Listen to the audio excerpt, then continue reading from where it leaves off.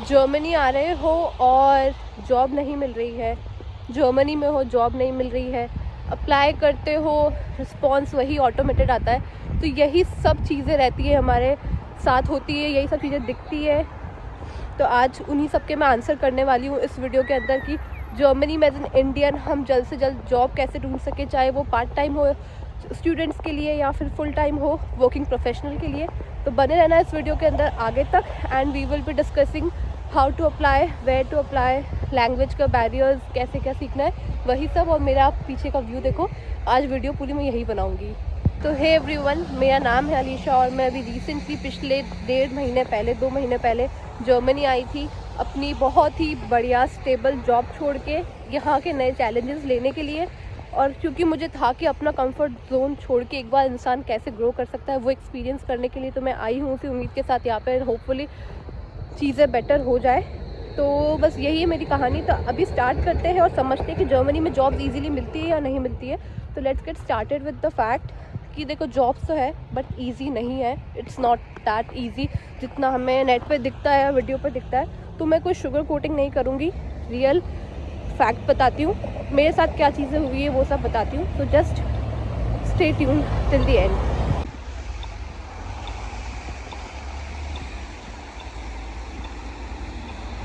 अगर आप सोच रहे हो कि जर्मनी आने के 1 हफ्ते में आपको जॉब मिल जाएगी तो आप एक गलत माइंडसेट के साथ यहाँ आ रहे हो। देखो वो अपनी आगे किस्मत होती है, जॉब कब तक मिलती क्या होता है, but to be very honest 2 से 3 महीने का आप टाइमलाइन लेके चलना, उस अकॉर्डिंग आप मेंटली प्रिपेयर होके आओ कि हाँ इतना टाइम में मुझे जॉब मिलेगी, क्या मैं उस चीज़ के लिए प्रिपेयर्ड हूँ, फंड्स है नहीं है। क्योंकि बट ऑब्वियसली कि चलो यहाँ हो गए तो फंड्स रहेंगे, लेकिन आप उन फंड्स को खर्च करने के लिए मेंटली प्रिपेयर रहना, मेरा कहने का मतलब ये।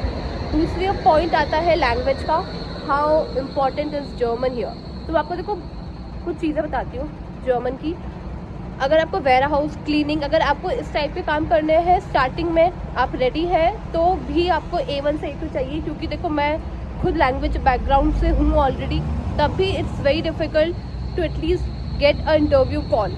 बहुत कंपटीशन होता है क्योंकि अब इतना इजी एक्सेस मिल चुका है लोगों को यहाँ आने का। तो उसी रीज़न से क्या होता है ना, लोग तैयार होकर आ रहे हैं, लोग मेंटली वो करके आ रहे हैं, ठीक है, अपने आप को बिल्कुल तैयार कर रखा है कि ठीक है हमें लैंग्वेज तो सीखनी ही सीखनी है। उस वजह से क्या हो गया, अब लेवल काफ़ी बढ़ गया है। आपको कॉर्पोरेट जॉब जानी है तो आप ये चीज़ मान के चलो कि आपके पास में B1 तो एटलीस्ट होना चाहिए, एटलीस्ट होना चाहिए। मैं कॉर्पोरेट ऑफिसर्स की बात कर रही हूँ, IT की बात कर रही हूँ। और अगर गवर्नमेंट जॉब में जाना है तो 110% पूरा का पूरा आपका रहेगा जर्मन लैंग्वेज ही, तो आपको बोलनी पड़ेगी पूरी जर्मन। तो मैं यही चीज़ बोलूँगी कि जर्मन को बिल्कुल भी इग्नोर मत करो। पता है ये इम्पॉर्टेंट नहीं कि आप परफेक्ट बोल रहे हो या नहीं बोल रहे हो, इम्पॉर्टेंट ये कि आप प्रोग्रेस कर रहे हो जर्मन में। तो जर्मन तो देखो सीख लो ताकि आपके लिए भी ईजी रहेगा और आगे आपके एम्प्लॉयर को भी यही चाहिए। क्योंकि अगर इफ़ यू आर प्लानिंग कि आपको लॉन्ग टर्म के लिए यहाँ रहना है कुछ टाइम, एटलीस्ट 2 या 3 साल, तब भी आपको ये लैंग्वेज सीखना बहुत ज़रूरी है। और I still would say B1 is important. B1 तो करके आना, कहीं भी जॉब लेना। इवन पता है आजकल रेस्टोरेंट के अंदर भी अगर आप एज अ वेट्रेस काम करते हैं, वेटर काम करते हैं, तब भी they are asking for language. The reason is क्योंकि खाने लोकल्स भी तो आते हैं ना, तो उनको बहुत लोगों को नहीं आती है। तो this is one of the reasons why they ask for language. तो अगर आपको एक ही लेवल तक स्टक नहीं रहना है बहुत टाइम तक, तो एक बार लेवल जर्मन सीख लो, तो बहुत जल्दी होता है कि आपके लिए हर चीज़ में ये हेल्पफुल रहेगा। तो yes, that is again the second point is जो कि मैं बोलूँगी बहुत इंपॉर्टेंट है। थर्ड इज़ आपका CV का format, like how should be your CV, how should be your cover letter, how to write it. ठीक है, तो ये सबसे जानना हमारे लिए इम्पॉर्टेंट है। इसमें यही होगा कि CV मैक्सिमम 2 पेजेस का रखो, क्लियर रखो एंड डू नॉट यूज़ वो कैनवा के जो रेडीमेड टेम्पलेट्स आते हैं, वो नहीं करने हैं, डोंट यूज़ दैट। वो डायरेक्टली सही में रिजेक्ट करता है। और कोई एक्स्ट्रा ड्रामा नहीं लिखना, बहुत बड़ा चढ़ा के कुछ भी मत लिखना, जो भी लिखो राइट एवरीथिंग जो आपको सही में आता है, जो आपके पास में सही में स्किल है, क्योंकि हर चीज़ वेरीफाई होती है। और अगर जर्मनी में अप्लाई करो, जर्मन लैंग्वेज आती है, तो आई वुड सजेस्ट कि जर्मन लैंग्वेज में ही लिखो इवन योर कवर लेटर। तो इन चीज़ों का खास ख्याल रखना है आपको। और एक फ़ोटो जो होती है ना, वो बहुत एक्सपेक्टेड होती है कि फ़ोटो तो आप अपनी लगाएंगे ही लगाएंगे। फ़ोटो लगाओ और हो सके तो एक अपना सिग्नेचर भी करके रखो एंड के अंदर, टू जस्ट एक्नॉलेज कि आपने जो कुछ भी लिखा हो एकदम सब कुछ सही है। तो that again plays a very important role. अगर एटीएस फ्रेंडली आपका CV है ही नहीं ना, तो कोई मतलब नहीं, ऑटोमेटिकली सिस्टम ही रिजेक्ट कर देगा। और रिजेक्शन होना यहाँ पे even after you have all दो स्किल सेट जो कि रिक्वायर्ड इस पर्टिकुलर पोजीशन के लिए, आई स्टिल वुड से कि आप लोग तैयार हो उस चीज़ के लिए कि रिजेक्शन आएगा। ऑब्वियस है कि आप नहीं सोच सकते ना 10 जगह अप्लाई किया, 10 में से 8 जगह भी आपको पॉजिटिव रिस्पॉन्स आए, नहीं आएगा। 1 या 2 हो सकता है आपको पॉजिटिव आ जाए, but in general positive response नहीं आएगा। तो बाकी आप अपने आप को अपस्किल करते रहें, और जो भी आप स्किल अपने आप के अंदर नहीं लाते हैं, अब जो भी चीज़ सीख रहे हैं सीवी पे भी टाइम टू टाइम अपडेट करते रहें, ठीक है। बहुत सारी वेबसाइट्स ऐसी है जो आपको हेल्प करेगी सीवी को चेक करने के लिए कि वो एटीएस फ्रेंडली है या नहीं है, तो वो भी आप लोग देख लेना, मैं कुछ लिंक्स अटैच कर दूँगी यहाँ पे।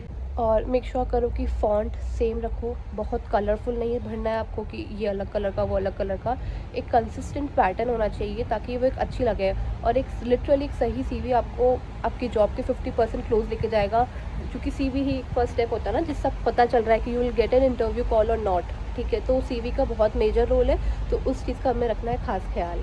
अब बात आती कि अप्लाई कहाँ करें। मेरा फर्स्ट प्रेफरेंस यही रहता है कि जहाँ भी आप जॉब्स देखते हैं उस पर्टिकुलर कंपनी की वेबसाइट पर जाके अप्लाई करें, फर्स्ट थिंग। सेकंड होता है रेफरेंसेस, बहुत काम करते हैं यहाँ पे, बहुत काम करते हैं, तो आप लेंगे रेफरेंस का सहारा, प्लस लिंक्डइन लो। LinkedIn is very useful, very very. मैं घर पहुँच गई जैसे। Job portal such as Indeed, it works really great here. Glassdoor, ये भी बहुत अच्छा ऑप्शन है। ग्लासडोर हमने डिस्कस कर लिया था। StepStone is also a very good option. Plus अगर किसी को इंग्लिश में ही जॉब चाहिए, इंग्लिश वाली, तो उसके लिए भी एक वेबसाइट है english.de, आप उस पर भी कर सकते हैं, उसमें भी बहुत सारे ऑप्शंस हैं। अब देखो, मैं बिल्कुल भी ऐसा नहीं बोलूँगी कि इंग्लिश में जॉब्स नहीं हैं, इंग्लिश में you will find jobs, but limited है, ठीक है। एंड उसमें भी आपको आगे जाके इवेंचुअली जर्मन चाहिए ही होगी, अदरवाइज़ वो डिफ़िकल्ट हो जाता है, ठीक है। तो वो एक अलग पॉइंट है। और आज मैं किचन से वीडियो शूट कर रही हूँ क्योंकि मुझे रियलाइज़ हुआ कि किचन में वाइट लाइट है और रूम्स में है हमारे वार्म वाइट, तो थोड़ा येलोइश टच आता है। तो आई फेल्ट लाइक यहाँ रिकॉर्ड कर लेता हूँ। मैं घर पे इसलिए आ गई थी क्योंकि बाहर ठंड भी हो रही थी और मेरे को जुकाम है, तो I wanted to avoid this. So yes, back to the topic. तो ये कुछ साइट्स है। LinkedIn is a great source. अपना लिंक्डइन को हमेशा अपडेटेड रखें, ऑप्टिमाइज रखो उसको, ठीक है। आप लोग चैट जीपीटी का यूज़ कर सकते हो, वो बहुत अच्छे से आपको सब चीज़ें बता देगा। आपके पास में जो कुछ भी है ना, सब कुछ उसमें डाल के रखो। कुछ भी बस फेकोलॉजी नहीं करनी, कुछ उटपटांग मत डालना, बट की जॉब डिस्क्रिप्शन देखा और कर दिया। दूसरी चीज़ होती है सीवी। हम जब भी कोई कंपनी को डालते हैं, पता है आपकी पर्टिकुलर डिग्री उस जॉब के लिए सही हो सकती है, बट किसी किसी में ना स्किल्स का अप एंड डाउन चलता रहता है। तो सेम सीवी हर में मत डालो, कोशिश करो कि कस्टमाइज़ कर लो कुछ कुछ कीवर्ड्स। वो मुझे ऐसा फील हुआ है, मेरे एक्सपीरियंस से वो काम करता है, ठीक है। उससे आपको एटलीस्ट कॉल तो आते हैं, तो ये एक बहुत बड़ा फैक्टर है। अब आगे हम डिस्कस करते हैं कि इंटरव्यू तक पहुंचते हैं ना, तो ये चीज़ हमेशा ध्यान रखना कि बस ये मत हो जाना कि हाँ अगर मैं ये इंटरव्यू मेरा रिजेक्ट हो गया, मतलब आप ऐसे वो इंटरव्यू क्लियर नहीं कर पाए, तो it's a failure. It's not. मेरे साथ भी ये चीज़ें हुई। ऐसा नहीं है कि पहले राउंड के अंदर पहली जॉब मिल गई, नहीं होता है, फेलियर्स आएंगे, बट इसका मतलब ये नहीं कि डीमोटिवेट हो जाए इंसान। होता है, देखो मैं खुद हुई हूँ कितनी बार, बट इन द एंड ये चीज़ ध्यान रखनी कि उससे सीख लो क्या गड़बड़ हुई, क्या चीज़ है, और कंस्ट्रक्टिव लो उस फीडबैक को, अगर आपको आपके जो भी इंटरव्यूअर है वो देते हैं तो, और उस चीज़ से सीखने की कोशिश करो। जॉब तो मिलेगी, ऐसा नहीं है कि जॉब नहीं मिलेगी।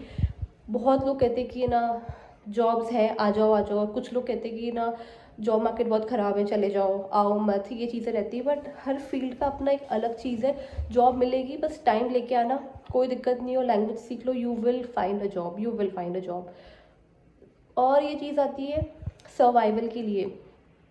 स्टार्टिंग में अगर आप लोग जॉब सीकर वीज़ा पे आते हैं, अपॉर्चुनिटी कार्ड वीज़ा पे आते हैं, तो ये भी सोच के चलो कि अगर हमें कोई सर्वाइवल जॉब भी मिल जाती है, सच जैसे कि ये वेयर हाउस की जॉब है, कोई लॉजिस्टिक में लग गई है, कोई बेकरी शॉप, कुछ भी ऐसा होता है ना इस टाइप का जॉब, कर लो।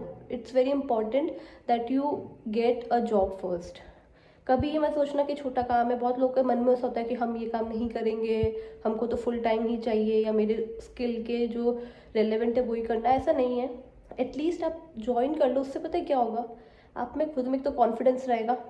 दूसरी चीज़ ये आएगी कि आपका जो डे टू डे एक्सपेंस है वो तो एटलीस्ट कवर हो, you won't save anything, but उससे क्या होगा कि जो आपका रोज़ खर्चा आ रहा है वो निकल जाएगा, खुद में कॉन्फिडेंस आएगा, आपको यहाँ का वर्क कल्चर पता पड़ेगा कि हाँ एक्चुअली कैसे वर्क करते हैं, how is it different from your home country.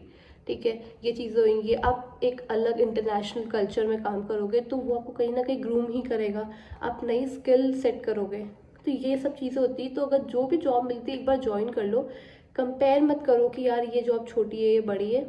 This is what I feel, बाकी रेस्ट इट्स योर चॉइस।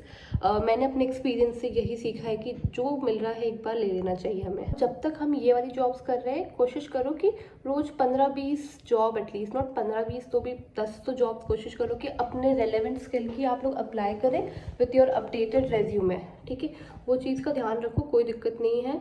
अब देखो मैं ना डिमोटिवेट कर रही हूँ ना मोटिवेट कर रही हूँ, इट्स अबाउट कि जो भी चीज़ें मुझे अभी तक फील हुई ना, क्या चीज़ें हैं वो है वही मैं आपसे बता रही हूँ। तो लैंग्वेज का कर लो कर लो कर लो, बहुत काम आएगी।